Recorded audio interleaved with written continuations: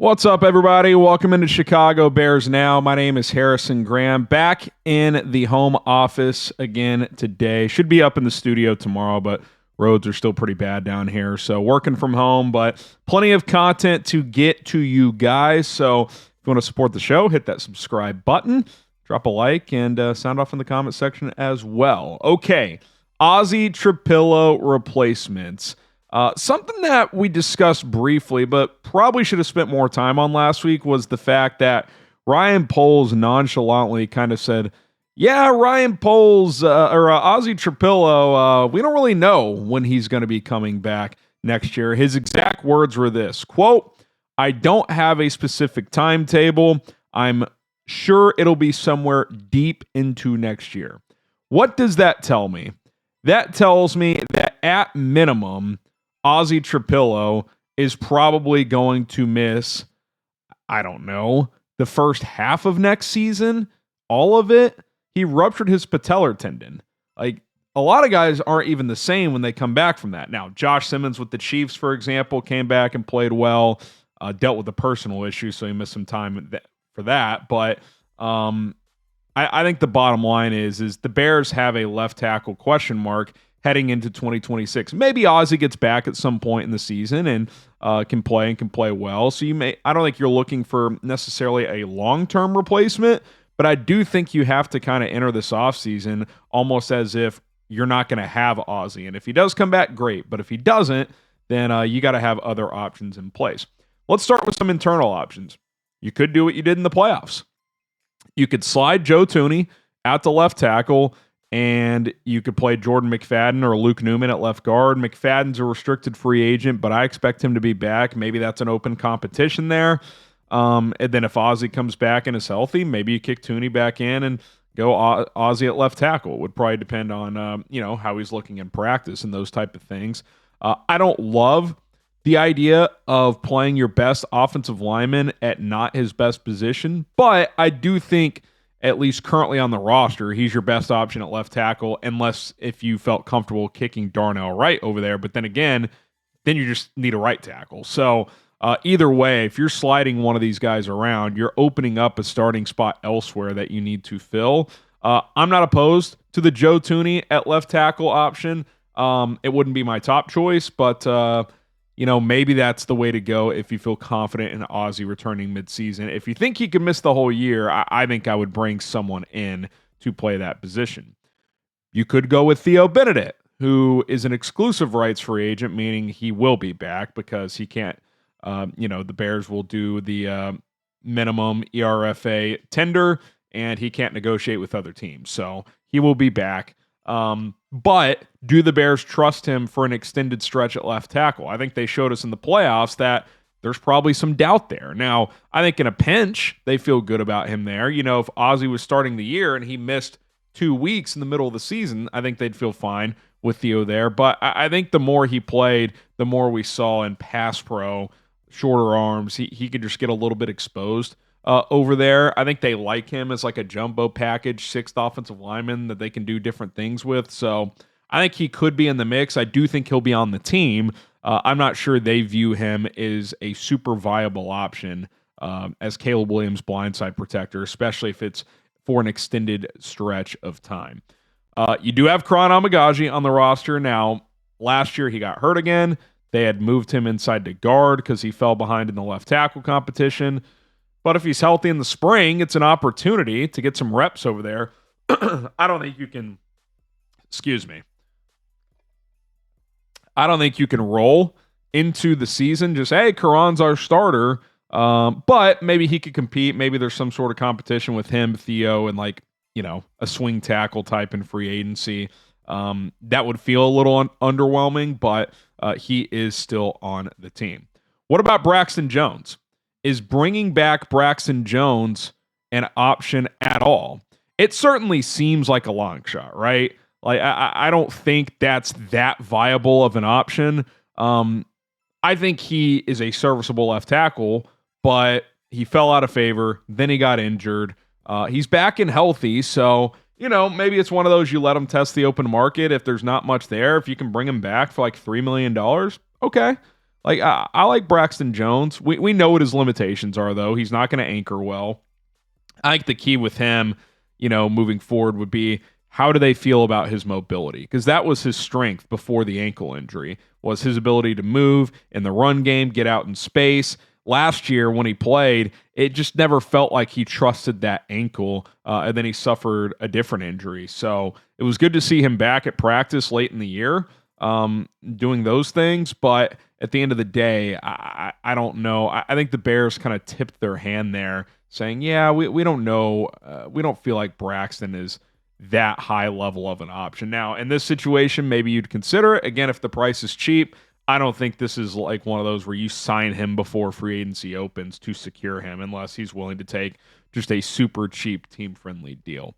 All right, today's show is sponsored by Rocket Money. Guys, I bought a house recently, and I couldn't have done it without Rocket Money. It's a personal finance app that helps you find and cancel unwanted subscriptions, monitors your spending, and helps lower your bills so that you can grow your savings. Rocket Money's awesome. I don't even use my normal banking app anymore. You can sync up your bank account with the Rocket Money app, and it's got everything that normal banking apps have, but even more. You can see all the categorized spending. It's going to tell you when your upcoming bills are due and if you have them on auto pay or not. It's also going to list out all the subscriptions you're paying for on an annual or monthly basis.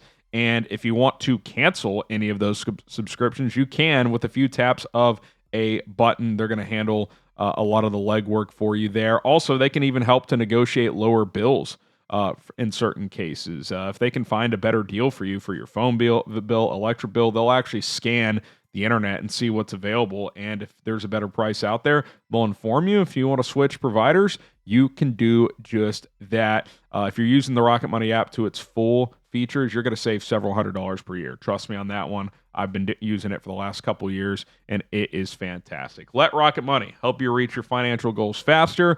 Join today by going to rocketmoney.com/bears now. That's rocketmoney.com/bears now. rocketmoney.com/bears now. Start saving money with Rocket Money today. Okay, let's get to a couple of interesting options here.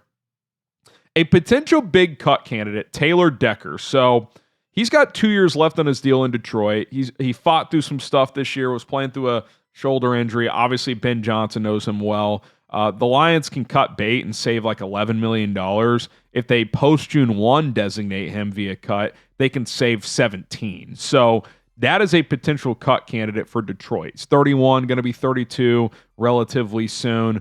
I think he's in that year-to-year category at this point in his career, but he's still an above-average left tackle. This would be kind of the ideal type of player. He knows the system. He's tough as hell. He's a veteran, and it would be a one-year situation where you bring him in 1 year, maybe it's like $8 million base, incentives up to 12, something like that, and he's your guy for 2026. You don't have to rush Ozzy back, rehab that thing properly, and have him full go for 2027. If he sprung loose, I would take a hard look at Taylor Decker. I think he'd be a player that Ben would love to reunite with, and I think he'd be a great option for this offensive line. Keeps Joe Thuney at left guard, and you'd be feeling pretty good about the left side of that offensive line. He's had some injuries, so does he want to keep playing? I don't know. Is he willing to join the Bears? I don't know. Are the Lions going to cut him for sure? I don't know. But I think there's a decent chance they will, and if they do, I think he's a guy to watch. I think Jalen Moore is an interesting name. The Chiefs signed him in free agency last year to a 2-year deal, but then Josh Simmons fell, and they drafted him, and Simmons played well. Now, Jalen Moore could play right tackle this year. They're probably going to cut Jawan Taylor on that side, so he may not be available, but I do think he's an intriguing trade target out there. Now, how much would it cost? His cap hit's like $14 million, so you'd probably have to lower that somehow. I don't know how viable this is. I think it's more viable in the Taylor Decker situation if he were to free up. But he's a starting caliber left tackle. We saw that last year, and when he did get to play with San Francisco, he played pretty well when Trent Williams would get banged up. So just a name to kind of store in the memory bank for Kansas City, because Josh Simmons is their left tackle of the future. The question is Moore going to play right tackle? And if he doesn't, would they be willing to trade him? If they would, maybe the Bears would be interested. Obviously made a trade with Kansas City last year for Joe Thuney. Okay, some free agents. Cam Robinson, who we talked about the other day and a little bit last year. Remember during training camp, I mentioned him a couple of times because the Bears left tackle competition, like no one was taking the job, and there was some chatter that Houston could cut or trade Cam Robinson. And I was like, throw him a 7th-round pick. He's been like a solid left tackle for a while. He's much better in pass pro than in the run game. He's not great in the run game. Last year was kind of weird. He played some for the Texans, then the Browns traded for him, so he moved around, didn't play his best ball. But again, in a one-year situation, I think you can do worse than Cam Robinson. Probably comes down to money, how much you can limit on the cap if you brought him in. He didn't have a great year, so I can't imagine it would cost that much, but I think as like a one-year rental, he would be a decent option. How about Jonah Williams? So Jonah Williams, if you remember, left tackle with the Bengals. Then they signed Orlando Brown and moved him to right tackle. He was pissed.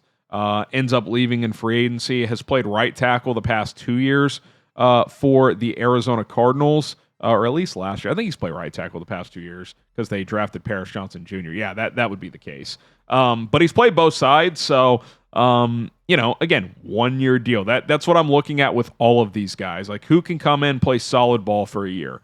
That's the type of player that I think the Bears should be looking at. I think Jonah Williams would fit that bill. I like that he's played both sides because if Ozzy did come back and plug back in, then you have a high-level swing tackle for the rest of the season. So I think Jonah Williams could be intriguing as well.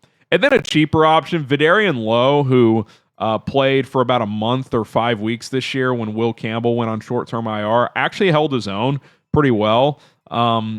He's more of that swing tackle type. And if you already have Theo Benedict, maybe it doesn't make that much sense. But if you want to go cheaper, maybe you go Theo, Vidarian Lowe, and if Karan Amagaji's still here, maybe they just compete and see how it plays out. And if it doesn't go well, Joe Tooney's always the backup option, right? You kick him out and then plug in Newman or McFadden at guard. But Vidarian Lowe shouldn't cost much money, probably $2-4 million bucks. And you could throw him into that competition. I don't think he'd fit the bill of you just give him the job, but if you want to go with kind of a cheaper competition at left tackle, he could certainly fall into that category. As far as the draft goes, I don't think they'll take a tackle in the first round, but if they do, Monroe Freeling has been rising up boards, the Georgia left tackle, pretty athletic guy. You get him out in space. I kind of like his game, so I think he's a guy to keep an eye on. Caden Proctor, just a big behemoth of a man. He's athletic too. He's a fun prospect. He's kind of a boomer bust guy.